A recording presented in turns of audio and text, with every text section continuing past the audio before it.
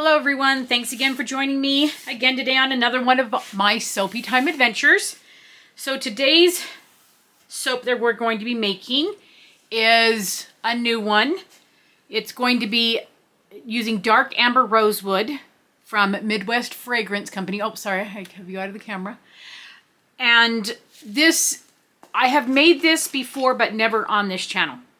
And it is, it is really, it's got to be probably my best seller. I sell it, I sell out of it in my body butters, in my lotions, in my, when I have made it for soap, it's sold out.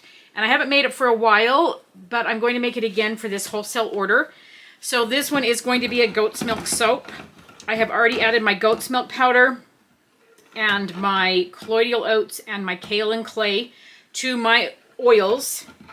And the colors I'm going to be using are Angry Rose by Mad Micas, and then I'm going to be using Metallica by Mad Micas. Now, these two together, I think they look really cool together.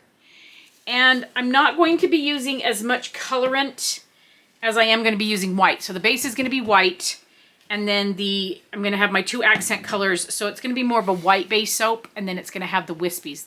That's my goal. So I have this already measured off, and to be honest, I can't remember how this behaves in soap. I can't remember if it accelerates or not.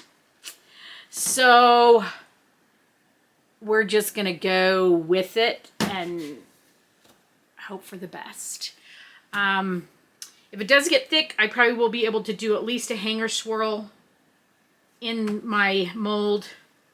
If not, I don't know, we'll just see what happens. A chopstick swirl or something. So without further ado, let's get soaping.